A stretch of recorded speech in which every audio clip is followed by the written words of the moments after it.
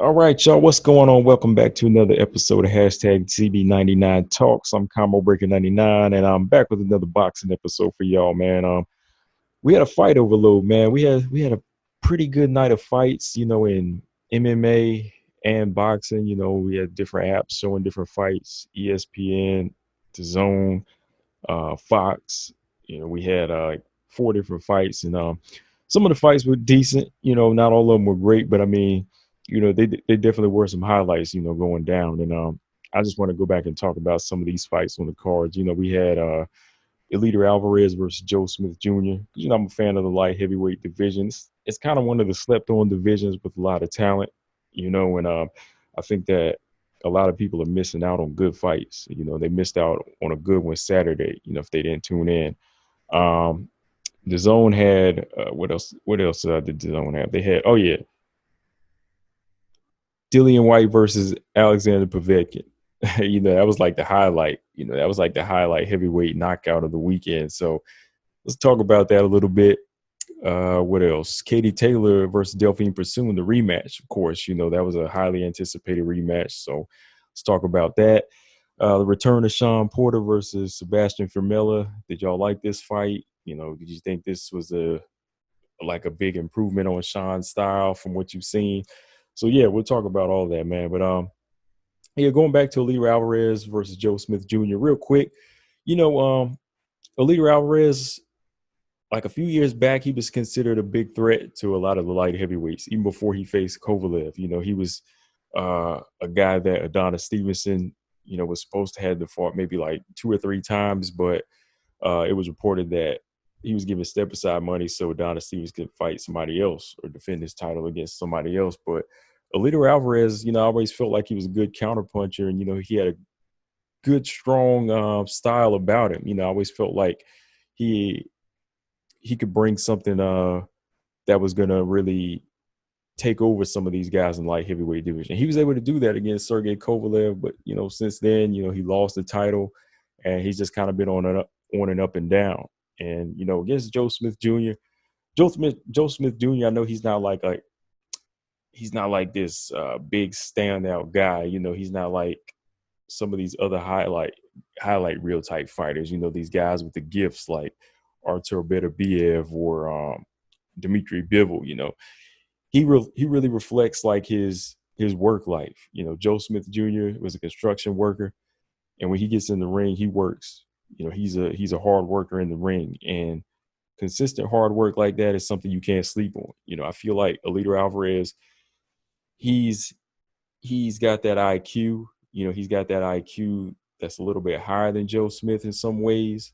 As he's a better counterpuncher, but Joe Smith has that grit. He had that grit that he showed on Saturday night that was a little too much for Eleider Alvarez.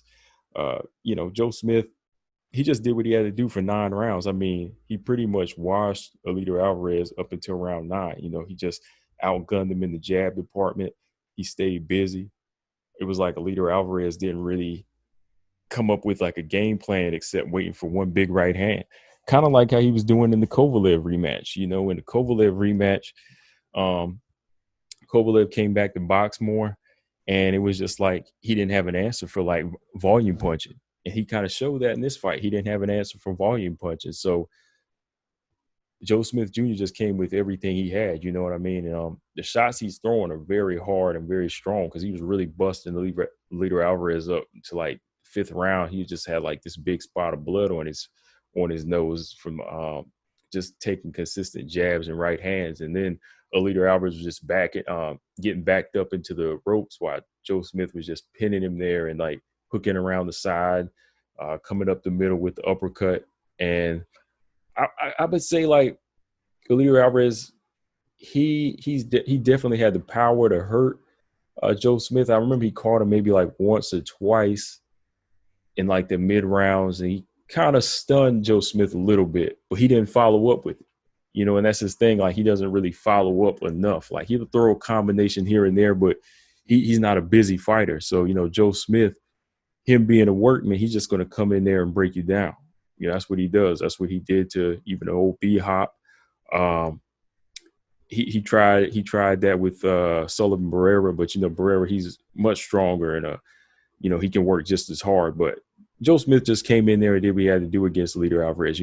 Constantly beat him to the punch, broke him down, and then finished him with that big right hand, straight left combination that nearly sent Eleider Alvarez out of the ropes. Like when he was laying there, it was like, I know he's probably just supporting his head. It almost looked like he was just laying back on vacation because, like, as a referee counted, he didn't even look like he was urgent, in an urgent manner to get up.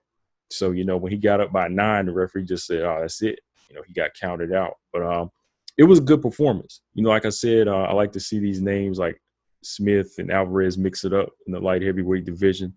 I think it's a lot of talent in that division. And moving on from here, Joe Smith, he's probably going to be looking for a title shot because this was a WBO title eliminator. But I heard somewhere that he could be fighting Artur Beterbiev next. Beterbiev has the IBF and WBC titles, so why not just go ahead and put that WBO up, for grabs as well? That would be interesting. We get closer to having somebody with 3 belts. So I think that would be an interesting fight for how long it's going to last. But I think that Beterbiev, he's much stronger and much more powerful than Joe Smith, and I think that his durability is like off the charts. Beterbiev, he can stay in there, he can absorb punches, but at the same time, he knows that he can come back and hurt you, and that's what keeps him in the game. He has like a boxer puncher style where he's kind of flat-footed at times, but he knows how to be slick and counterpunch you. So I think Joe Smith is going to have his hands full. But if Joe Smith is able to work like he was able to do in this fight, use his reach, and then go on inside and bang with Beterbiev, here and there, but he don't want to stay in there too long. But if he's able to kind of nullify the jab of somebody like Beterbiev, I think that, Joe Smith could make it a tough fight for Beterbiev, but it's going to be good if it happens. I know that Beterbiev has a fight coming up. I want to say October. He has a title defense coming up, so who knows? They might fight. They might be fighting in 2021. So let me know in the comment section, guys, what y'all thought of this fight. Like I said, it was a good knockout. It was a good 9th round knockout for Joe Smith Jr. Definitely should push him into a title shot realm. I don't know who's going to fight for the vacant title, but we'll see. Yeah, man. Going on to the DAZN card, I did my post-fight analysis for Katie Taylor versus Delfine Persoon, the rematch. But real quick, we'll go back and talk about it. First question, I have for y'all out there, as well as a question I'm going to answer myself now, is, was it a close fight or was it just competitive? Because first time around, I felt like Katie Taylor, she did lose the first fight with Delfine Persoon. I feel like Delfine Persoon just really came in there and showed Katie another level of dog. She showed her something that Katie Taylor didn't expect. Katie didn't expect her to just come in there and dog her the way she did with such a physical fight, and she probably didn't expect her to hit as hard as she could. Katie probably got so used to outboxing a lot of these ladies out here and just putting on like a boxing clinic that whenever somebody just came in there and totally disrespected her boxing and was just able to just handle it so fluidly, and like maybe like I'd say probably like 7 or 8 of the rounds of their first fight, that's what really shocked Katie. So that first go round, I really did have Delfine Persoon winning that fight because I felt like she landed some damaging punches. She hurt Katie, and I think she just won like at least 7 rounds in that first fight. But this time going around, Katie Taylor, her being the boxer and having that IQ to go back to the drawing board and say, okay, we're dealing with this type of pressure fighter. We really got to clean this up. We got to clean up the head movement. We got to know when to let go, when to move, when to hold. So every time you look at a rematch between a boxer and a pressure fighter, a boxer and a puncher, you can really expect the boxer to be the one to make more improvements, because sometimes that pressure fighter is just doing just that. They come in there as just a fighter, so sometimes they won't come back in there with that same bite, if that makes sense. You know what I mean? They may have blew their whole fight in that one go round, but they might not be able to step it up next time because they were fighting off so much grit, emotion, and heart that sometimes they won't go back to the drawing board and think it's like a technical thing. You know, they won't go back to the drawing board and say, okay, as a pressure fighter, I need to not smother my jab as much, or I need to cut the ring off a little bit more.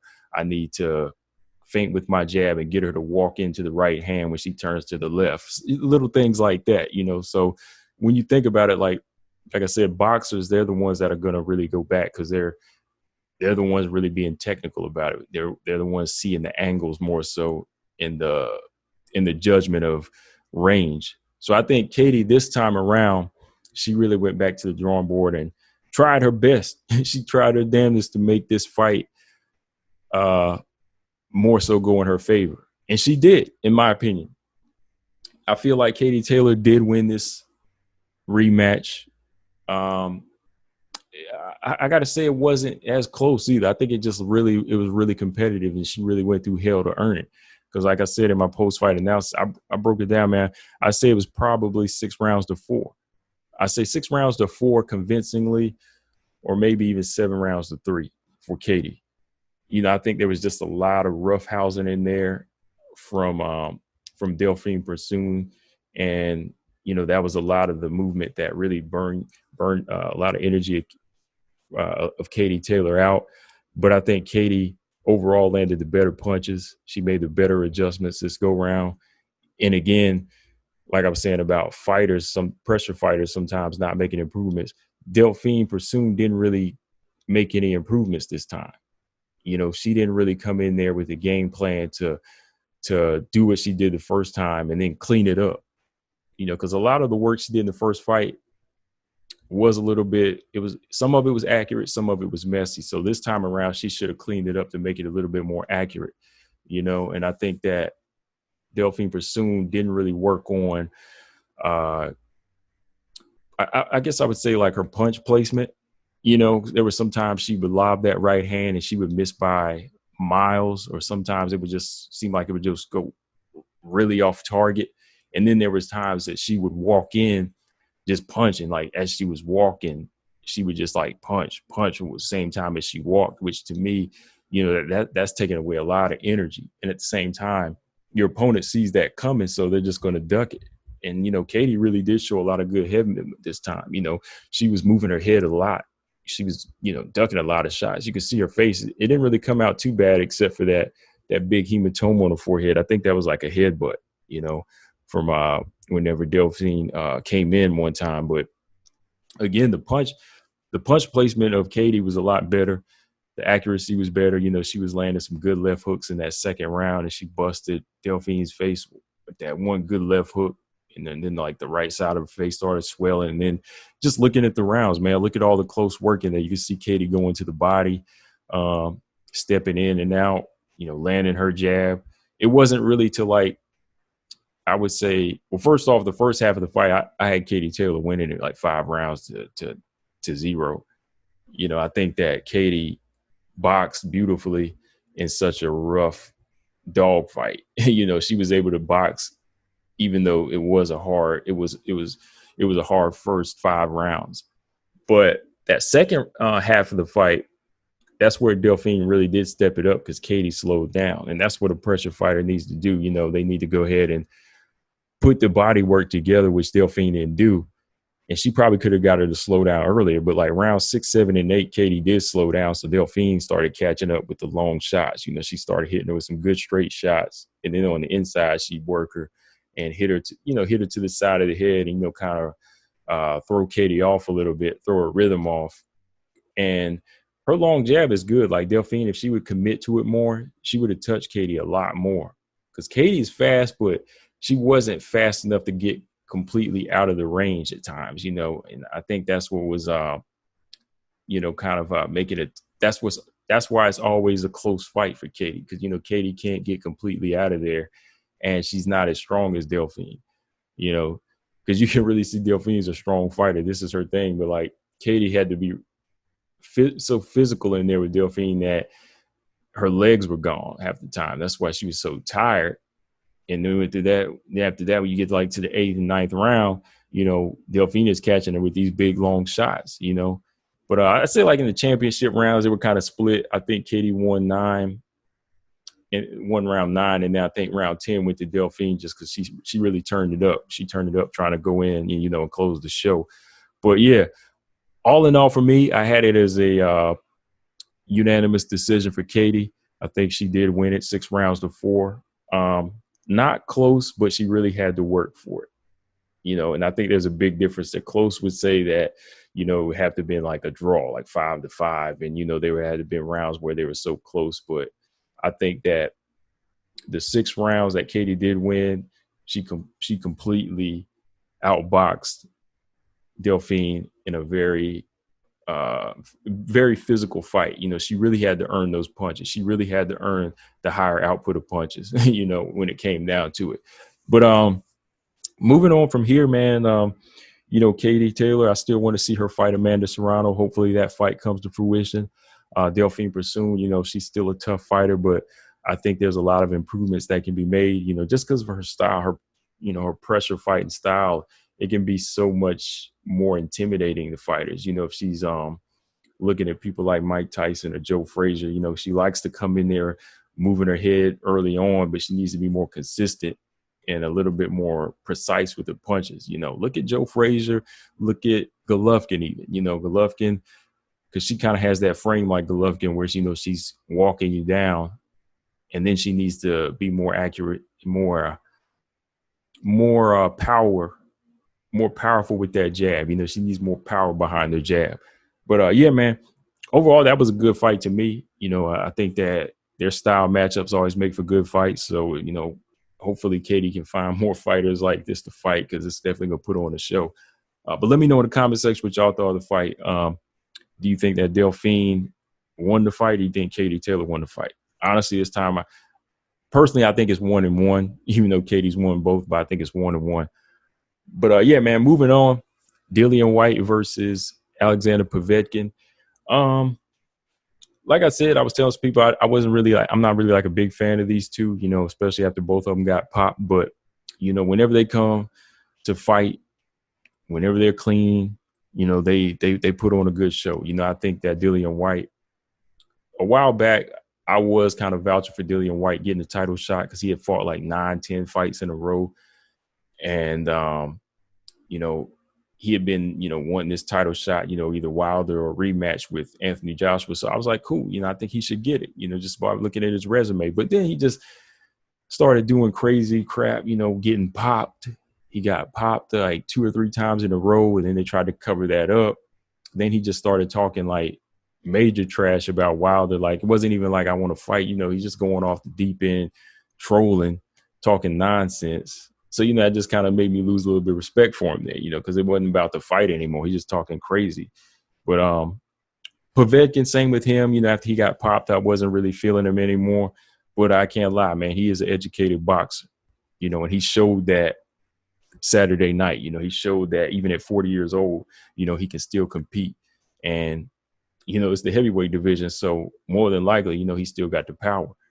But I think Povetkin, man, like, he showed a lot of older people something, a lot of older fighters something that, even if you get knocked down, as long as you got a plan in the making and you got the skill, eventually you can catch up to a fighter. Because I saw his plan. I saw his plan from the jump, which is crazy, man. I talked about this in my post-fight analysis, but I'm talking about it a little bit more. But like right from the jump, man, from the first round, just the way that Povetkin was, right after his jab and he was getting in on Dillian Whyte, he'd go to the body with his left hook. I was like, okay, I know what he's doing here. He just kept that consistent, style. He stayed consistent with it, kept jabbing throughout the second and third round. And every time he'd go back to the midsection, Dillian Whyte, he's still taking these left hooks to the body. Dillian Whyte still getting his shots in there too. He's stepping in, landing some big right hands on Povetkin. Povetkin, he's a good boxer, but his defense isn't that good. His head can still be on the line, and he can still be in range to eat a lot of shots. If you go back and look at quite a few of his fights and his losses to Joshua and Klitschko. He can be a heavy bag sometime. I'll be honest whenever it comes to the head, but he's a good counter puncher. He can set up shots as well. But in this fight, man, I was like, okay, I know what he's doing here. He keeps setting this left hook up to the body, and eventually I was like, he's gonna go upstairs. I know it's coming. Might not be now, but it might be it could be down the road in the later rounds. But Dillian Whyte, he surprised me, man. I thought it was going to be over in like the fourth round whenever he landed a pair of right hands on Povetkin, and then he landed that left hook, and Povetkin just like dropped. He took the two right hands in that left hook, said, okay, it's time to go down. So he went down. I was like, okay, Dillian Whyte's going to jump on him from here. But Dillian didn't completely jump on him. Like, he didn't completely just unleash a barrage on him. He kind of let Povetkin come back a little bit. Povetkin put pressure on him, back him to the ropes. Dillian Whyte comes up with a left uppercut, and he drops Povetkin. So I'm like, okay, this is it. But Povetkin gets back up. So I'm like, Dillian, go ahead and jump on him. Like, Dillian still did not try to close the show in this fourth round. I don't know if he was getting gassed or what, but he should have jumped on Povetkin in this fourth round. Because I was like, Povetkin's getting dropped, but he's not completely out. You can see it in his face. He still has his plan to make it. He's not going anywhere with it. So Povetkin went back to boxing. End of the round, come to the fifth round. Povetkin, he's coming in. He's coming in a range on Dillian Whyte. He drops. Dillian Whyte drops with his guard up. He comes up. It looks like he's throwing that left hook to the body. No, he comes up with that left hook, that left uppercut, splits the guard on Dillian Whyte, stiffs him right to the chin. That big left uppercut right to the chin. Dillian Whyte is stiff on the way down. And he hits the canvas, and he is out. The referee didn't even count. He was out. And I already heard some, news online where they were saying that Dillian Whyte felt like he was cheated because he didn't get a count. But I thought he was out. Personally, I thought he was out, because they were comparing it even to the Tyson Fury thing. But even with that, like, I felt like Tyson Fury was out in the first fight. Like, I thought the referee just kind of extended the count a little bit for Tyson Fury, but I thought Tyson Fury got knocked out. But anyway, Dillian Whyte, when he got hit with this one, man, he was stiff. He was stiff and he was out, man. I was just like, yeah, wow. But that's what I'm talking about. Like, somebody like Povetkin, even if he got popped before, I feel like he's an educated boxer, and he was just setting up a good like left hook feint. Sooner or later he was going to go from the body to the head. Sometimes I see a lot of videos, people are posting Canelo using that a lot, where he's hits you to the body, then sometimes he'll feint like he's going to throw it to the body, then he'll throw it to the head, so, and the ones to the head, you won't expect it, that's what makes him hurt even more. But yeah, it was a good fight. It was a good knockout. It possibly could be knockout of the year. I think from here, this is going to lead to a title shot for Povetkin, as long as he don't get popped anymore. But Dillian Whyte, like I said, man, he need to focus, man. He got to focus. He was on a good path for a while with those consistent fights, but he's just been kind of trying to build himself up too much with with all this trolling and talking. So now he's kind of got to go back and climb back up once again, But if they have a rematch, I check it out. If Povetkin wants to give him a rematch, shoot, I'll check it out. But yeah, man, let me know what y'all thought of this fight in the comment section as well. And do you want to see Povetkin fight the winner of Wilder Fury 3 or Fury Wilder 3, whatever? Do you want to see Povetkin in that fight? I think it'd be kind of interesting. I don't know, All right. And last fight I wanted to talk about was Shawn Porter versus Sebastian Formella. This was Shawn Porter, his return after 11 months off since his split decision loss to Errol Spence Jr. And I know a lot of people wanted to see Shawn in there with the top caliber of opponent, which I did. So, I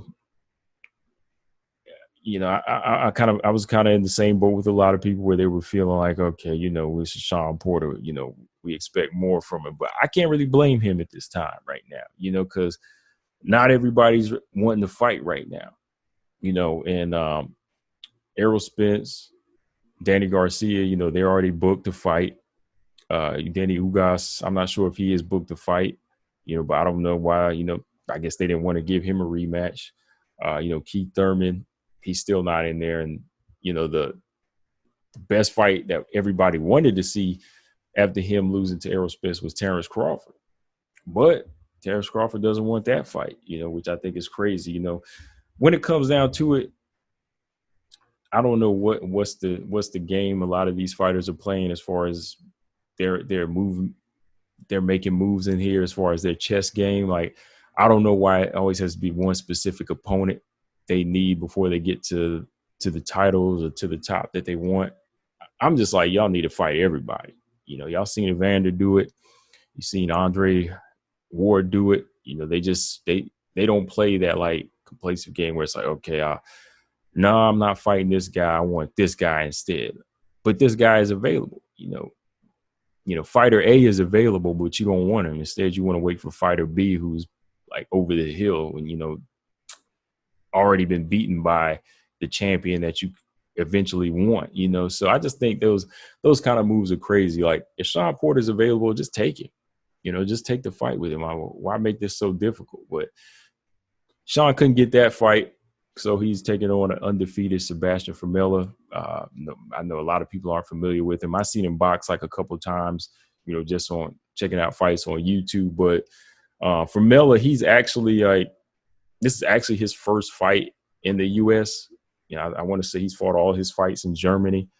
So, he's never really seen anything outside of Germany when it comes to, the top level champions, like top level welterweight competition. So going into this fight, like a lot of people, my pick for it was Shawn Porter is going to steamroll this guy in either like the mid or late round stoppage with a mid or late round stoppage. Like, when it all comes down to, if you look at Shawn Porter, technically he's not like a concussive knockout artist. He's not like a one hitter quitter guy, but I felt like he had the physical strength to wear and tear this guy down. But Sebastian Formella, man, he showed something, man. He showed a lot of skill in there, man. He showed a lot of durability. Excuse me. He showed a lot of durability as far as, being able to weather whatever Shawn was bringing and still move. You know what I mean? Like, he's taking ferocious body shots in there, but he's still moving them legs. Like the first couple of rounds, he won the jab and find his range against Shawn a little bit. But, Shawn is a quicker boxer. And Shawn's been using that boxing style a little bit more and more, and he's been trying to improve on it. He's still in and out with it, which is good. He's finding his range. He's not smothering his punches as much. He knows how to jab and then like clip him with them body shots from a good distance. I'm like, yeah, Shawn's improving. Like, he was able to work on some things in this 12-round fight, which I think it's definitely going to help him the more and more he gets in there with more elite guys. Like, if he eventually does want to fight Ugas in a rematch, I think that Shawn, his boxing is definitely going to help him against a guy like Ugas this time around. I think he's kind of learning from those mistakes he made in that last fight with Ugas. But you could definitely see the difference in caliber of opponent from an Ugas versus a Formella. Formella, strong and durable. He's a durable guy, but he's not physically strong like Ugas. Ugas is able to stalk you and walk you down. He's more of a built, bigger, wider guy who can kind of, shotgun jab you back or just throw that straight right hand and knock you back. And that's what he was able to do against Shawn Porter. Formella, he didn't have them type of tools. He's more of a boxer from the outside, more of a mover. So he never really had a chance to just sit down on shots and really get the respect from Shawn. So Shawn was just having a field day working on things, tearing that body up, going up the middle with the uppercuts and just putting on that pressure boxing style, but less football-esque or, less of that bum rushing style on you. He wasn't really like stutter stepping and then sprinting in. He fought at a good pace. But yeah, from here, man, like I think that Shawn Porter, he deserves a fight with another elite fighter. I think he could either get I think he deserves the winner of Spence Garcia, Manny Pacquiao, a rematch with Keith Thurman, any of these guys. Because the one thing about Keith Thurman that I want to bring up here is that, excuse me, not Keith Thurman, Shawn Porter. The one thing I want to say about Shawn Porter is he always holds his own. You know, he's always consistent as far as like fighting the best fighters. Like he probably has the best resume out of all the welterweights, win or lose. You know, he's fought everybody. You know, if you look at like his last 10, 11 fights, like that's impressive. They're all names. They're all champions or former champions. And the thing is, like, you know, Shawn reminds me of one of those kids in school, like some of those other guys that you see, they're so in and out sometimes. Sometimes they pass, sometimes they fail. But no, Shawn's just like on a direct path. Like Shawn's always getting his A's and B's and trying to graduate. You know what I mean? Like he's trying to learn and just get the hell out, you know.